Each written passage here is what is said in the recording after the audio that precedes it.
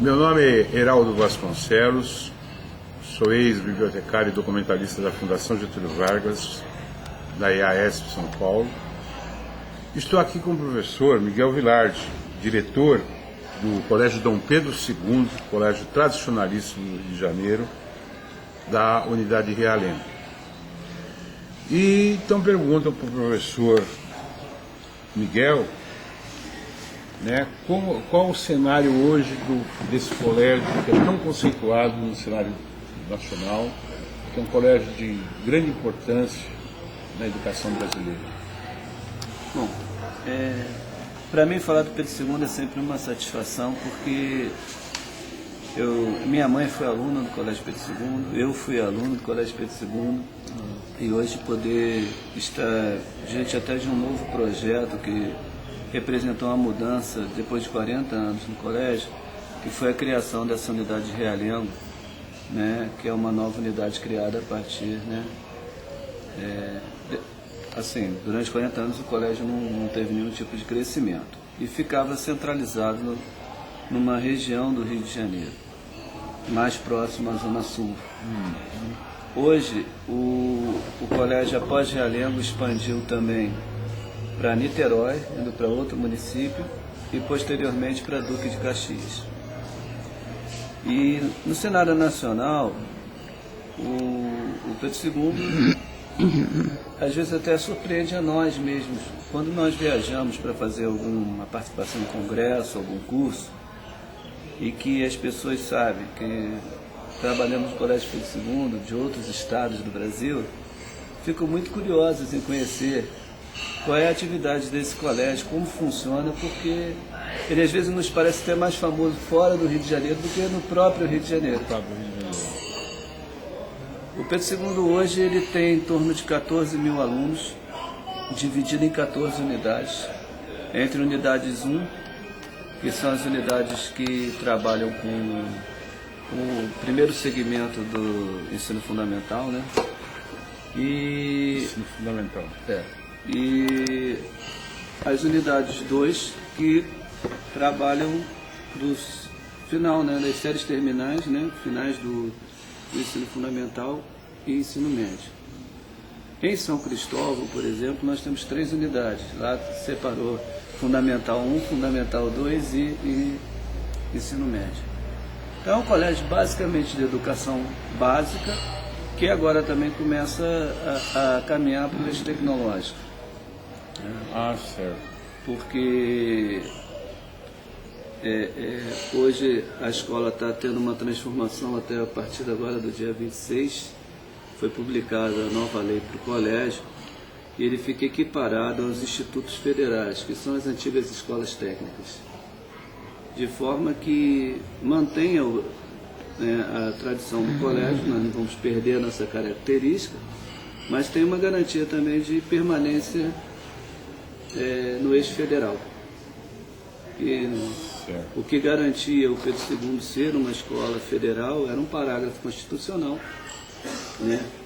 que apesar de ser uma escola de educação básica, ele era um colégio da esfera federal, mas em qualquer momento podia haver uma alteração, uma necessidade de mexer na Constituição, e ele poderia ser retirado esse parágrafo, o que determinaria talvez que a gente fosse entregue ao Estado, como já aconteceu no governo anterior do Fernando Henrique, que ele tentou fazer, mas como tinha que mexer na Constituição, isso não foi possível. Já no governo Lula, nós recebemos bastante subsídios financeiros, e foi possível o crescimento físico, que eu já relatei, e na unidade de Realengo, ele esteve até presente na inauguração. Ele se comprometeu com o professor Wilson Schwery, que era o diretor-geral da época, que ele liberaria uma verba. Foi um desafio lançado pelo diretor. Se ele liberasse uma verba X, ele faria de lá um campus. E o presidente, chegando em Brasília, ele liberou, o que possibilitou que a gente crescesse. Agora, da unidade Realengo, que eu posso falar assim, claro, com mais propriedade, né? Que foi, eu fui para lá em 2004 para a fundação, junto com o professor Oscar Alac, que era o diretor da época da unidade Realengo. Nós fomos funcionar numa escola municipal, no terceiro turno. Os professores, todos eram do Colégio Pedro II. O município, nesse convênio, cedeu um espaço. E a ida para lá, né, já trouxe uma modificação no perfil do colégio, porque foi um pedido de uma associação de moradores locais para que fosse uma escola técnica para lá. A escola técnica não foi.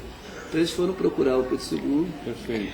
E o professor Wilson Schwerer pediu ao professor Oscar Alac que encaminhasse esse projeto.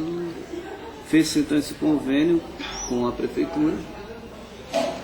E durante um ano nós funcionamos lá à noite.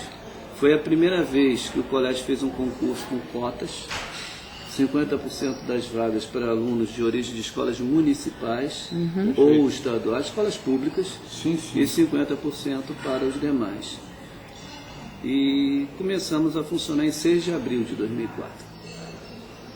Terminando esse ano, a gente não tinha conseguido sair a doação, porque a ideia dessa associação era a doação de uma fábrica de munição do Exército, uma área de 50 mil metros quadrados, que estava abandonada há mais de 40 anos.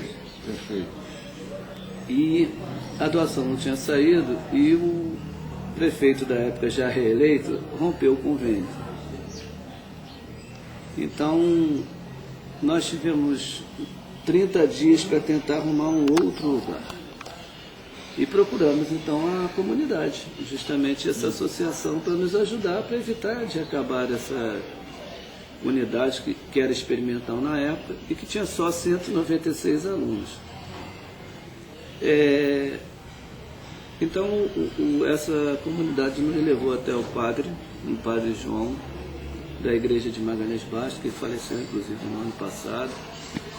E ele nos emprestou uma área de uma ONG irlandesa, ele era irlandês, na região, próximo ao bairro de Realengo, onde ele construiria no ano seguinte, em 2006, uma igreja. Em 2005, então, ele emprestou essa área para a gente e nós fizemos umas salas precárias e bem provisórias e partimos para ali e passamos a funcionar tarde e noite, que ele só funcionava à noite, né?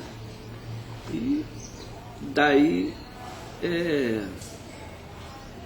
a escola começou a criar uma tradição até no bairro. Acho que o Pedro II tem uma coisa assim abençoada, que hoje ele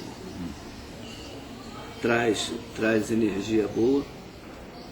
E no final de 2005, nós tínhamos que devolver, né, para o padre e construir lá a igreja dele, a área. Certo.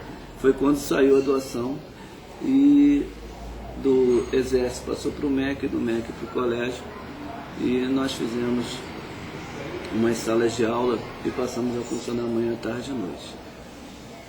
E com o projeto de Realengo, é um projeto, já que nós fomos levados pela comunidade, de também produzir alguma coisa que atenda ao público externo e não só os alunos. Então foi a ideia de se fazer, né, a biblioteca digital. Fantástico. Que é uma lan house, que tem 36 computadores, tudo climatizado, local, tudo com até um certo requinte. E que a gente também botou lá equipamentos para atender deficientes visuais. Interessante isso. Aproveitando esse gancho, a biblioteca, além dessa biblioteca digital, a biblioteca tem uma unidade física lá. Tem. Essa biblioteca, o senhor sabe quantos volumes hoje essa biblioteca? Não sei te dizer exatamente, mas não são muitos ainda. Ela é bem grande, é uma área de 500 metros quadrados. Nós fizemos lá também, lá na nossa biblioteca interna, nós temos 36 computadores. Perfeito. Tá? E 9 salinhas para estudos, com mesinhas redondas, que comportam até 5 alunos, caso eles queiram.